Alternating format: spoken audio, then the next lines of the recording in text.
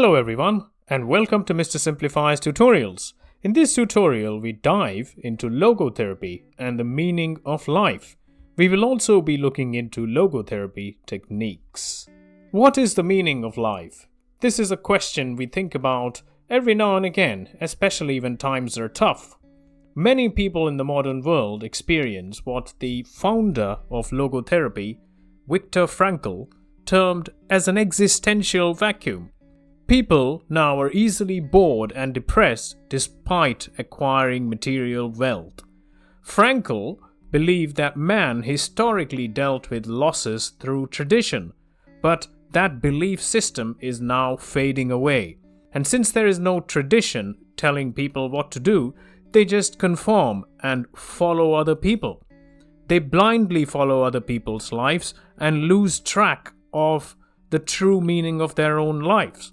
There's generally no time to think about what life could actually mean.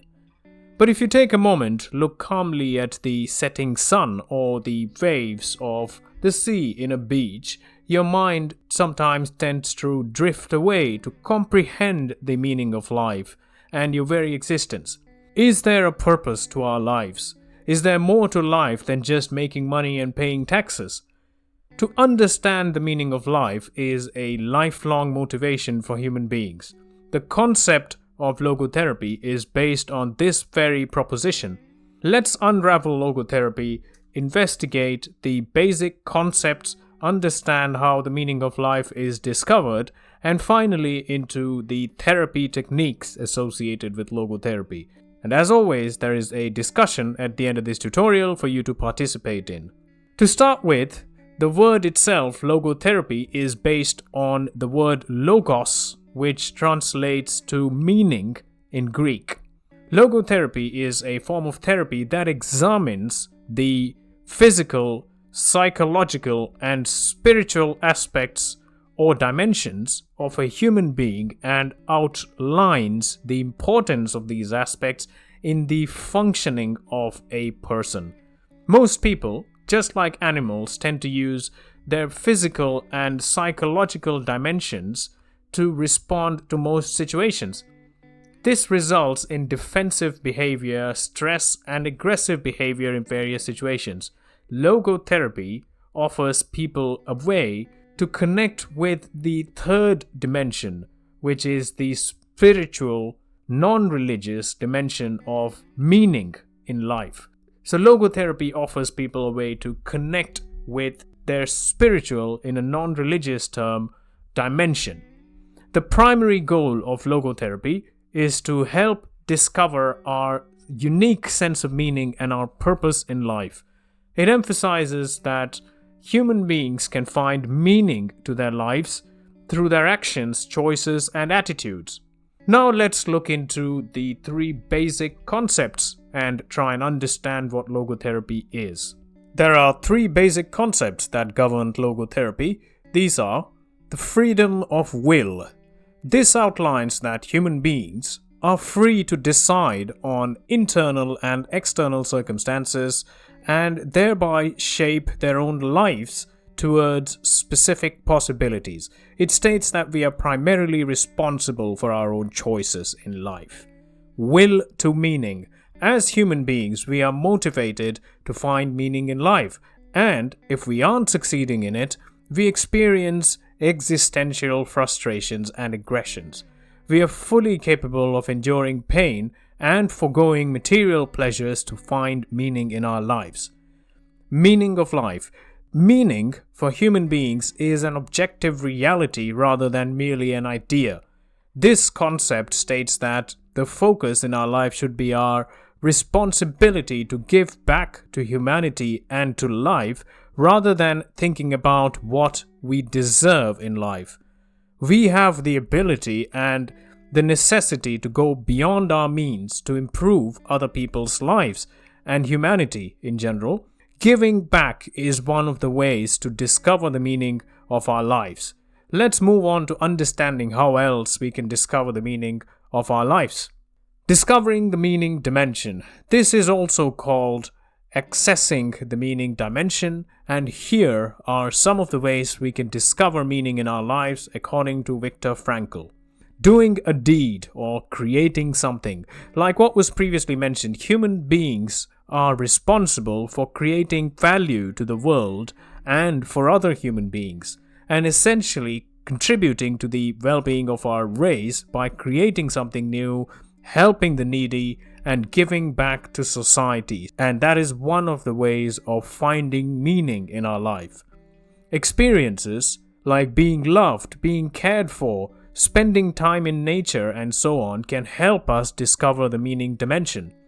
Attitudes, this is extremely important. How we view the world is a key way of discovering the meaning dimension. We live in a world surrounded by problems and misery, but it's our attitude that makes us always look at the brighter side, find meaning in the things we do, and discover the meaning dimension. Elaborating further on the concept of meaning, Frankl believed that every person is unique and irreplaceable, and that every person with his or her unique characteristics has special opportunities and obligations to contribute to the world. Meaning for each person also refers to our individual responsibility and our decision-making process, which will ultimately shape the world that we are living in. However, nothing in life is predetermined. We have free will to choose from a variety of options in every situation and shape our lives with our own hands. To find our meaning is a lifelong task and a project for each individual. When we recognize our meaning, we are drawn or pulled towards it. Attitude, mentioned as one of the ways of discovering meaning, is actually quite similar to perception as defined by Gestalt. You need the right attitude to find meaning. On a side note, Gestalt psychology has been covered in a popular tutorial in this channel. Please do check that out. Now, let's look into how this concept can be used in therapy. Now, through the course of his life, Frankl treated thousands of patients suffering from anxiety, depression, suicidal tendencies, and more, and developed these techniques which are outlined below. De-reflection. Now, a lot of our larger problems arise from us thinking too much about our smaller problems. De-reflection is a technique aimed at helping clients focus away from themselves and their problems. The focus can be directed towards goals and activities. It can also be focused towards making a client feel a part of the world, to make them think about something bigger than their own self and focus away from the situation or problem that induces anxiety in them. For instance, if a person is too worried about finances, they can be made to think more about the people they support and the love they feel from these people rather than thinking about their financial aspects alone. Paradoxical intention. Now, this technique can be used best with patients affected by phobias, anxieties, and fears. Here, the focus is to make the client intentionally face, exaggerate, and confront the very issues that they're experiencing. Therapists here could choose to employ humor and ridicule to reduce the effects of the patient's problems. For example, if the patient has a clinical fear of spiders, they could be made to visualize cute spider cartoons playing in the park with kids, being clumsy, funny, and so on. So that can make them actually overcome their fear of spiders and make them think of them as less dangerous or less problematic. The next technique is Socratic dialogue. This technique works on correcting the patient's attitude and helping them embark on self-discovery. It highlights the fact that people often have answers to their own questions, and it's just a matter of looking at things the right way. In this technique, the therapist will listen very carefully to the client and help them find new meaning in his or her own words and expressions.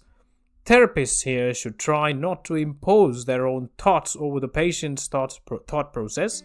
This should rather be a process wherein the patient is very gently guided in the right direction. So now we've looked into the techniques of logotherapy, we've looked into achieving meaning in life. Let's move on to our discussion point.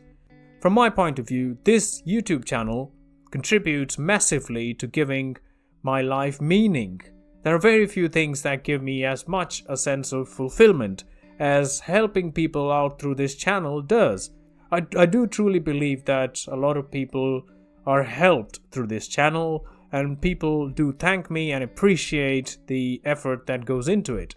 It is this happiness that's ensuring that I don't stop producing content here, and this falls perfectly into the creating something to achieve your meaning category.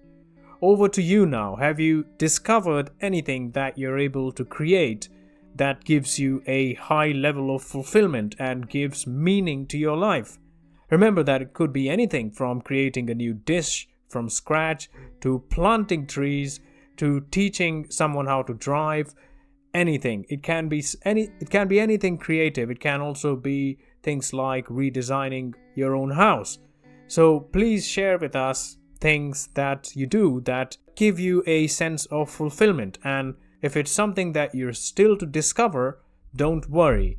It's never too late to start, and you can look into the comments and actually derive some inspiration from other people sharing their own methods of fulfillment. Okay, I hope this tutorial was also beneficial for you, helpful for you. I thank you very much for your attendance, as always, and as always, please keep taking very good care of your own self. Thanks a lot. Bye-bye.